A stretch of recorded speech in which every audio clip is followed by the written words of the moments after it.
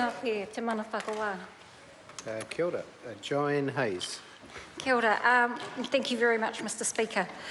I stand proud to take a short call on the Māori language Te Reo Māori Bill in its second reading, sponsored by our Minister, the Honourable Te Ururo Flavel. And I want to acknowledge, before I start my contribution, I do want to acknowledge the late rangatira and Te Reo Māori Commissioner Eri Mahinari for his leadership and his contribution to the health and growth of the Māori language in our country. Moi mai, moi mai, moi mai e rangatira. I also want to acknowledge the previous Minister for Māori Affairs, Dr. Peter Sharples, for the work that he began and leaving so much of the hard yakka really to our Minister Te Ururo, the Honourable Te Ururo Flavel, who's done, I think, a fabulous job and a challenging job. I want to take a little brief walk down memory lane a little bit, mainly because we mustn't forget the hard work that's taken place to get us here today. I want to talk a little bit about my father because my father was a fluent Te Reo Māori speaker. He hailed from Te Araroa on the East Coast, and he was like, as the Honourable Nanaia Mahuta explained towards the end of her contribution, he was one of those kids in the 1930s, 1940s that got whacked at school for speaking Māori at school, and so he brought us up in a little place called Rangiwahia and did not encourage us, his children, to speak Te Reo Māori at all. And at times when we went to our school, which was predominantly Pākehā, the only Māori that we got was Māori Day, where we got to sing a few Māori songs. So as we grew up as adults, he wasn't surprised that his children pursued the learning of Te Reo Māori. There's 4 of us in our family, 2 speak Māori fluently and 2 of us do not. Mr. Speaker, I want to move my contribution towards some dates. As I was preparing myself for this very important contribution tonight, I took a little bit of a look down whereabouts we've come from. And I started with 1980, when TVNZ opened for the first time in broadcasting history, a Māori production unit.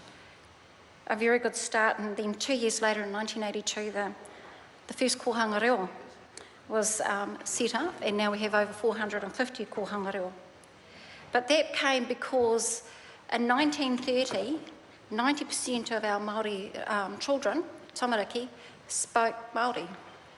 And then by 1975, there was only 9% that spoke Māori. And over the time, there's been, at that time, there was a strong view that perhaps our reo was dying. And that we all know that the power behind Indigenous peoples, Mr. Speaker, is our reo. It is the basis of where we come from. It is our heart.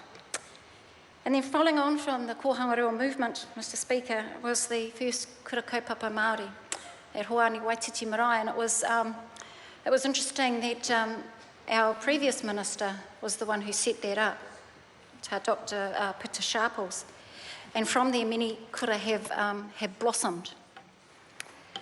3 years, by 1987, Te Reo Māori had become the official language of New Zealand, an official language of New Zealand.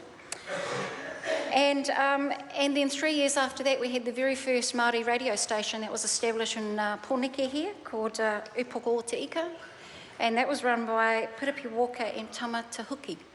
And I'm saying all these things because I think in order for us to go forward, in order for New Zealand to go forward in acknowledging Te Reo Māori and participating in our language, we have to know where we've come from before we know where we're going to. 1989, we saw the emergence of Te Māngai Pāho through the Broadcasting Act, and in 2004, the Māori television went to air. They are good things. It doesn't matter who did it. They are good things. 2006, we saw a survey of health of Te Reo Māori, which was conducted, and we realised that more needed to be done. We might have moved from the 9%, but we hadn't moved far enough. By 2013, 19% of New Zealanders spoke Te Reo Māori. And it's no wonder that action is needed today, and action needs to be taken fairly quickly to be able to reverse those. that percentage. My speech, it is a short speech, and it has focused on the past and my personal perspective.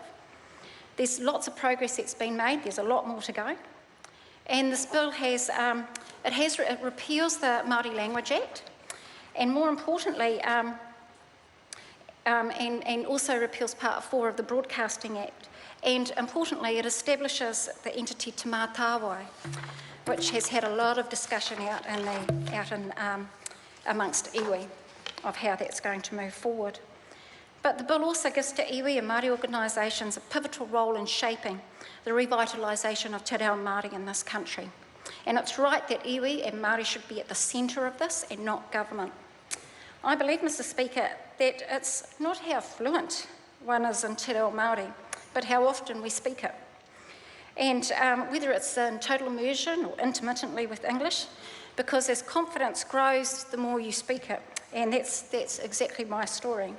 In closing, Mr Speaker, I commend the bill to the House. I strongly encourage all people of Aotearoa, where possible, to have a go. We should be speaking it, singing it, praying it and playing it, because that is the only way. We can have every bill this side of the black stump, but unless we actually do it, we'll get nowhere and it will go. And I know that from this bill and forward, it will happen. A te mana whakawā, ka mutu taku kōrero, kia ora.